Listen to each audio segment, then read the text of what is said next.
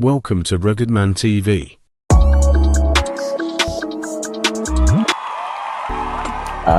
And trusting God for victory. Because if the president has an issue with you, who will bail you out? And we're quite a young company that time. But the next morning, my lawyer sent his, and I learned the power of having good lawyers and big lawyers. They came to bail me the next morning. And they didn't beat you, Shah? No. Nobody woos you? Nothing. If I now knew that they treated me better, because when they picked me up, they went to pick somebody else up in Computer Village. And that one, they beat him mercilessly and, bundled him into the car. So it was then and I appreciated that. No, that's why I said it was that presidential part. That was a bit lucky. So maybe that presidential talk. But they bailed me out the next morning, and then everybody has where their strength is. I remember, I was a trained digital marketer. I just did one article, how Jonathan sent DSS to arrest me. In 24 hours, millions of views.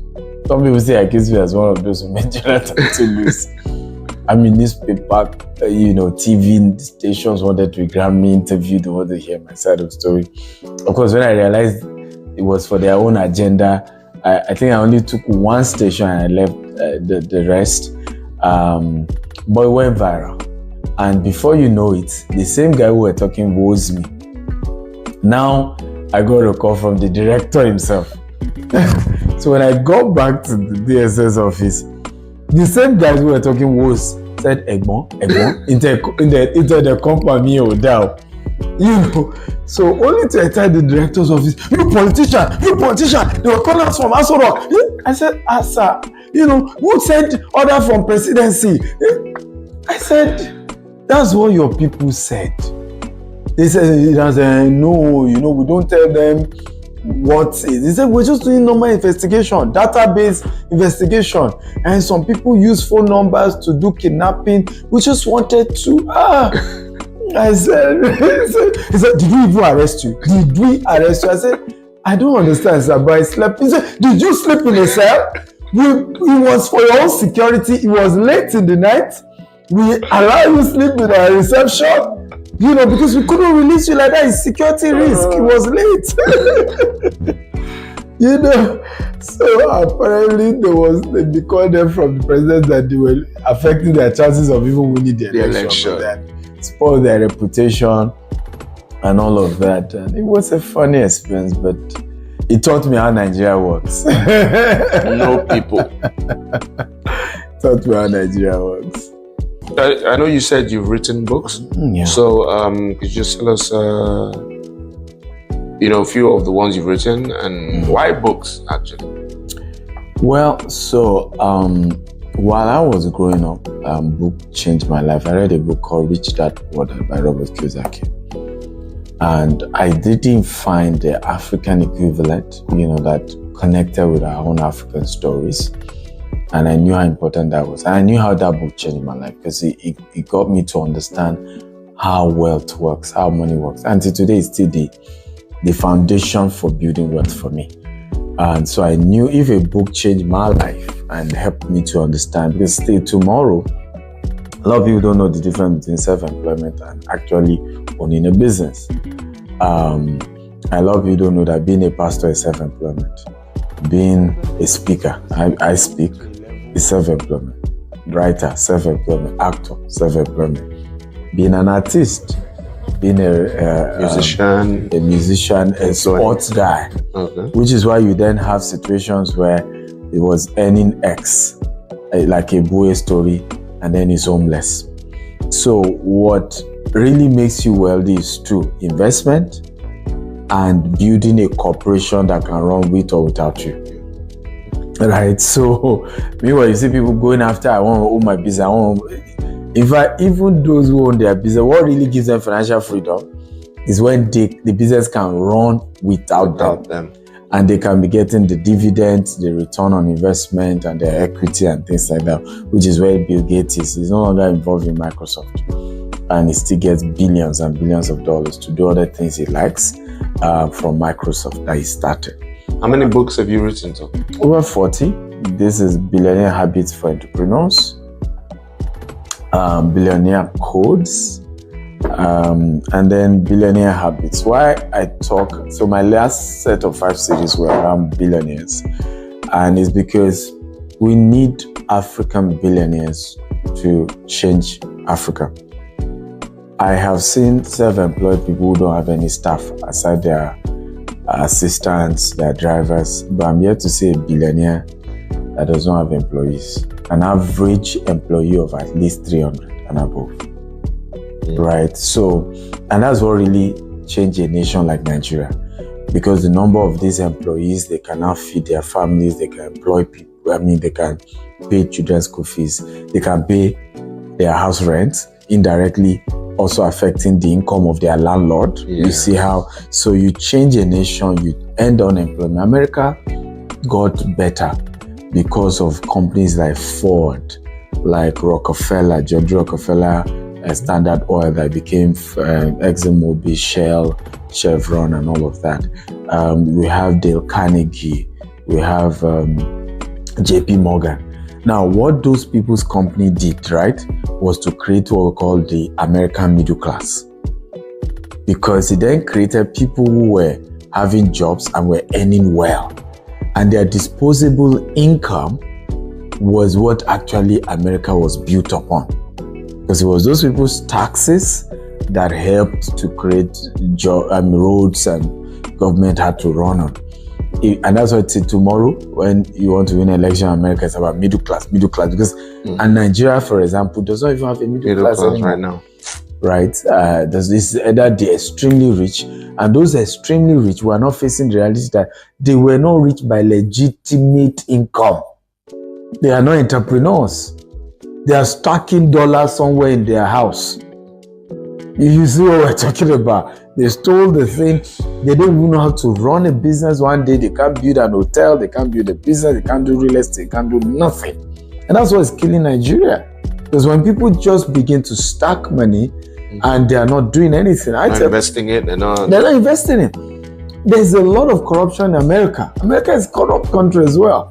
But the difference is that the money goes somewhere. The money is used somewhere. The money is not starch. It keeps running. And as long as that's what they call it, currency. So that money keeps running, then it's in the right place. So there's a lot we need to teach our people if we're going to, turn things around. If you were to be the Nigerian president today now, what would you do to help the economy, the situation we're in right now? I think the first thing I would do is to give hope.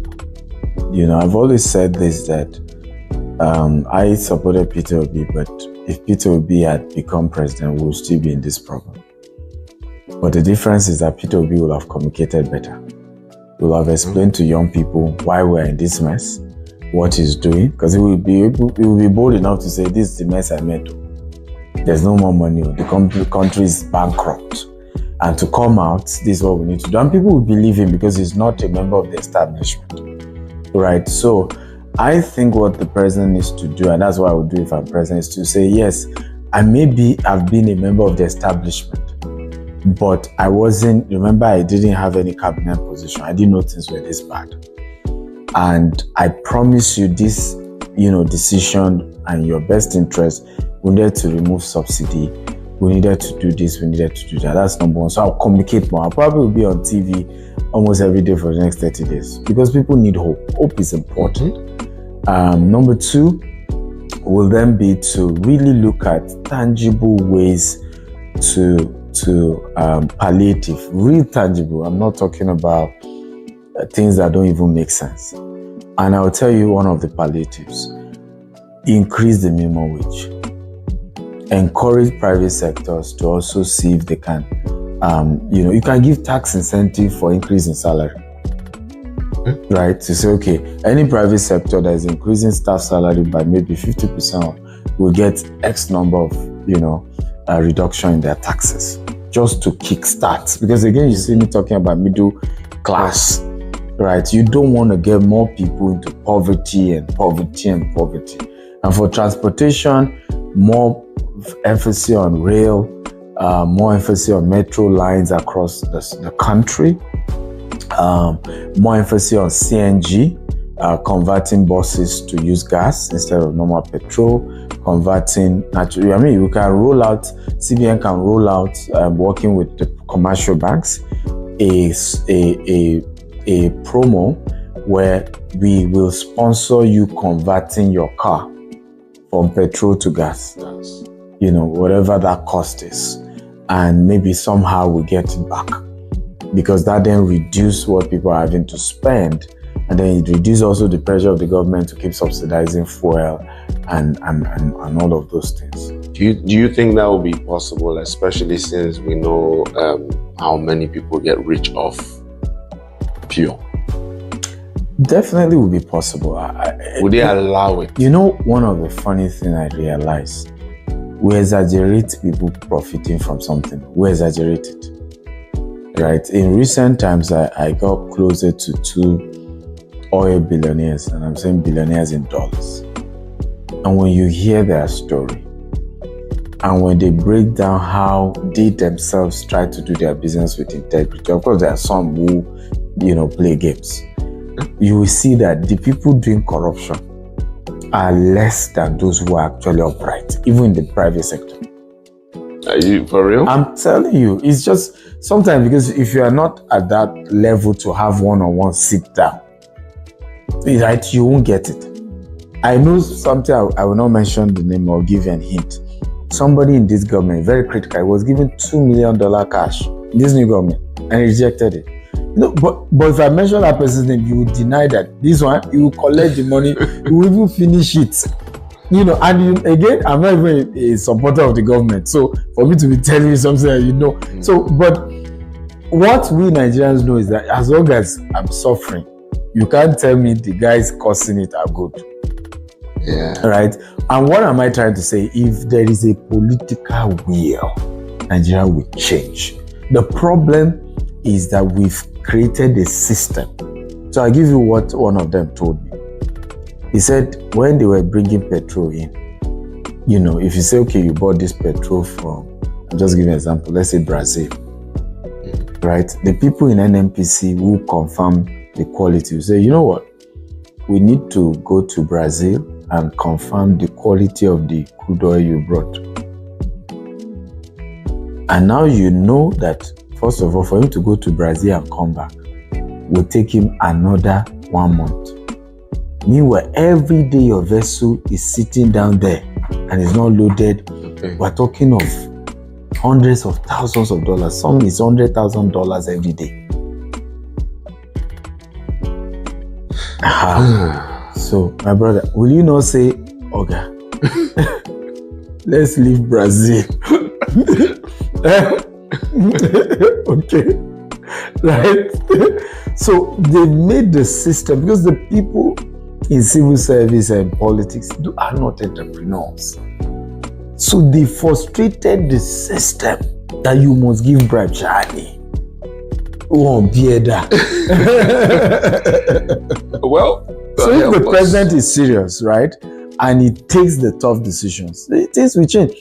For example, this dollar issue, there is no way, the CBN governor, nice man, we can't play nice to change Nigeria. Some people need to be arrested in their house with their house full of dollars. DSS needs to start going after people, start making research. Is when they feel the heat. Some bank MDs need to go to jail. And why will we?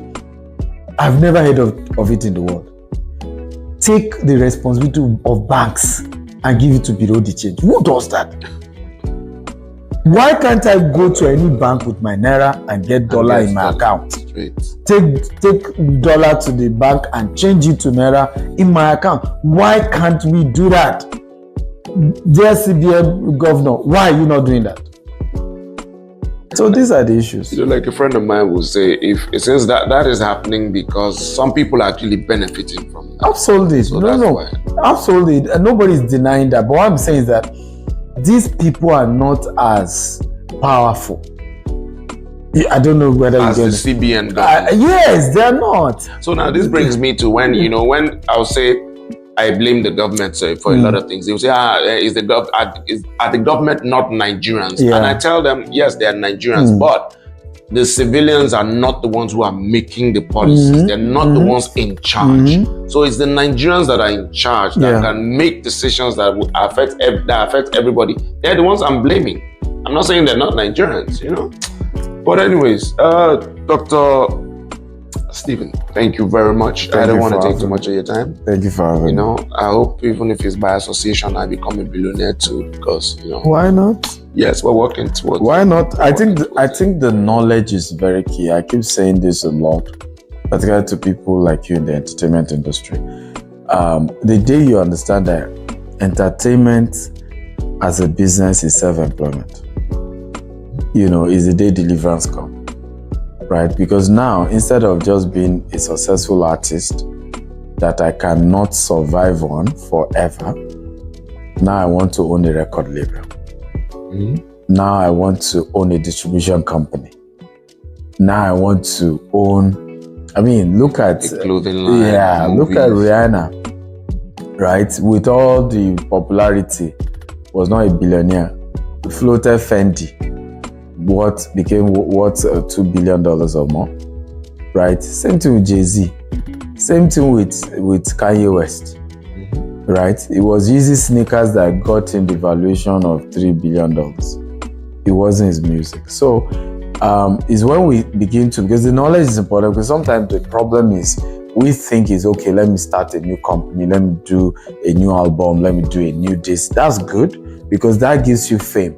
Using the fame is a vehicle, right, to now be able to push a company, particularly a company that can run on its own.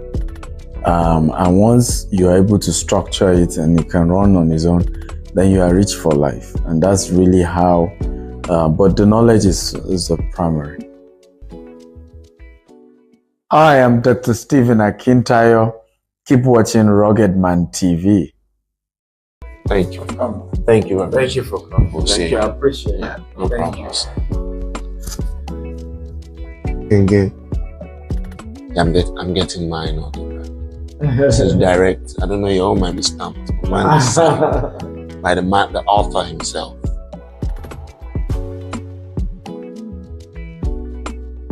Thank you. Thank you. This is an award. Thank you very much. Welcome to Rugged Man TV.